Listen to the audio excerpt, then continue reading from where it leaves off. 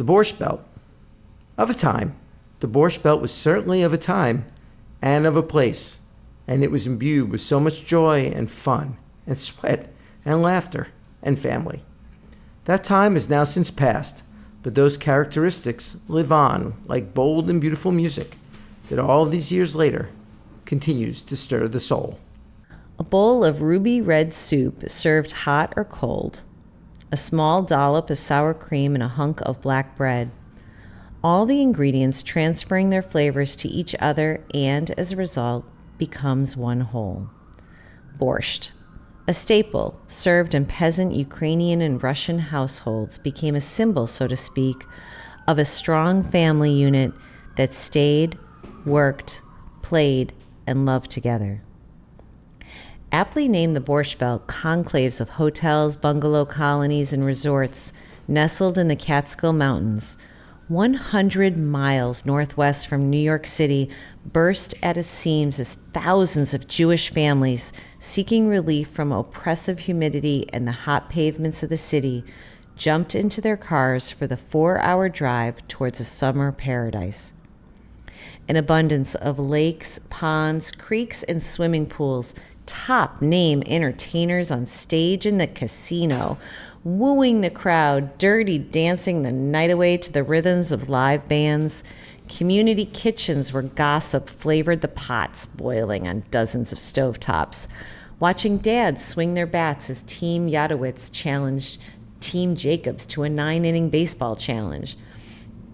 All the ingredients transferring their flavors to each other and as a result becoming one whole heck of a great time. Are we there yet? Are we there yet? I begged my dad while trying really, really hard to hold down my lunch of a very greasy hot dog and soggy fries. Oh, it tasted so good going down, but now threatened to reappear in a mush in Dad's new Buick. I think we have to stop again, Dad. I'm nauseous and I have to pee. Okay, Princess, I'm pulling over to the side of the road as soon as I can, Dad promised. Dad held out his arm, signaling a right turn as he angled the Buick towards the muddy shoulder of the road.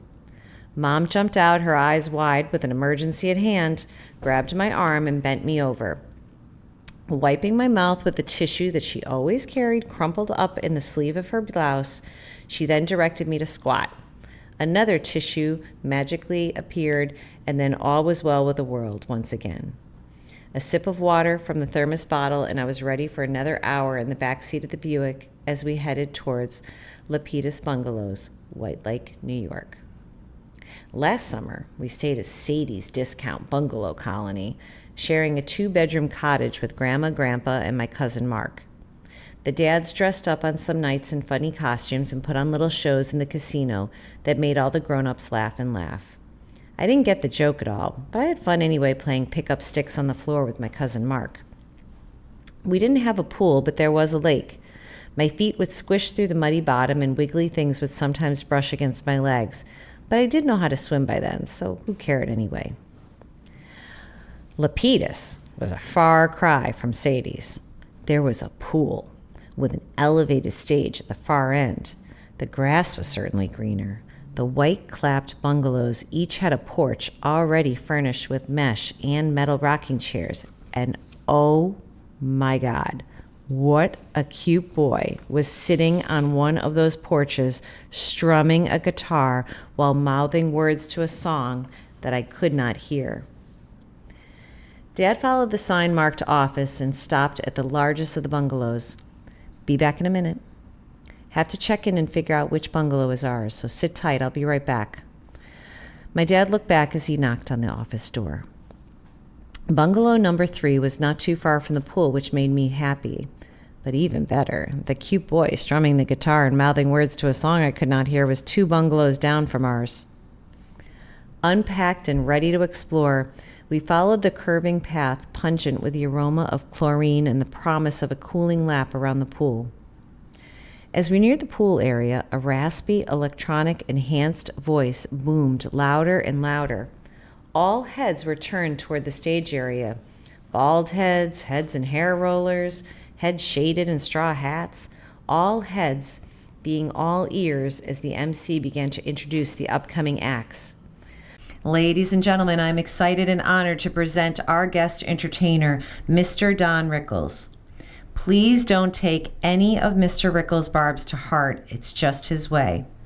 And ladies and gentlemen, what a way he has to tickle the funny bones. So without further ado, we glanced at the printed program handed to us as we walked away from the insult comedy routine of Mr. Warmth himself. Listed on the Lapidus letterhead was the summer roster of entertainers, which included Jerry Lewis, Sid Caesar, and a young up-and-coming comedian, Mr. David Brenner. Looks as if we would not be missing too much on Tuesday nights watching on our 12-inch TV. Uncle Milty prancing around with a dress, dots of rosy red blotches on his cheeks, and a fruit bowl balanced on his head. These acts were live. They were right in front of our eyes, and the only fruits present might be a tomato or two thrown on stage with a disapproving shout of boo. Well, that really never happened. No one was ever disappointed in the show, except for maybe one occasion. On a cool, drizzly afternoon, die-hard pool and any kind of weather sun worshippers lounged on beach chairs. It was a sparse crowd and an afterthought, perhaps a blessing in disguise. The entertainment schedule was slightly vague for that afternoon's amusement, only referring to a group known as the Jewel Box Review.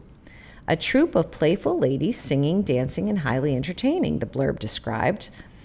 Let's catch the little show at the pool. It stopped drizzling, and I'm a little stir-crazy, my mom suggested.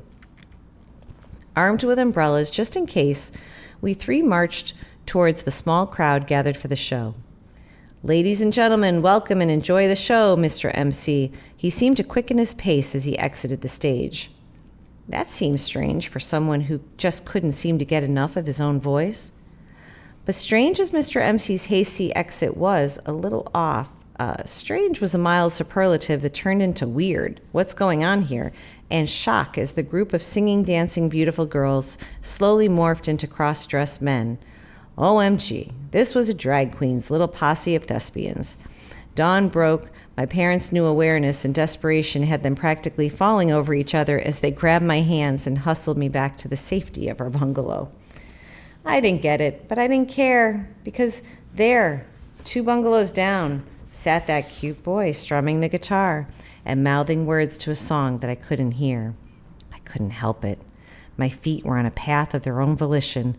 My bare feet stomped ahead until they stopped short in front of the 2 steps leading up to the porch where the boy sat strumming his guitar.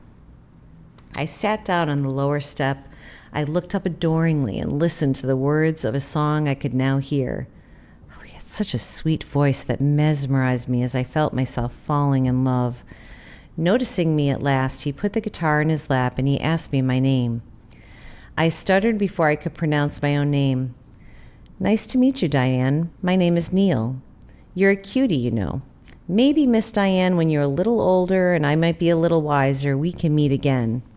You're just a little young for me right now, so I just won't be thinking any romantic thoughts, but I hope that you enjoy my songs. I write them myself, you know. Maybe someday you'll remember my name.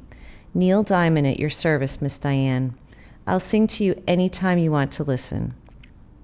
The Borscht Belt, fondly the Jewish Alps, families, friends, new friends, lovers, and eternally famous entertainers, all ingredients coming together, transferring their flavors, and as a result becomes one whole of blessed summers, fishing and swimming in the cool lakes, ponds, creeks, and pools, and awash with memories of a strong unity of souls playing, working, and loving together.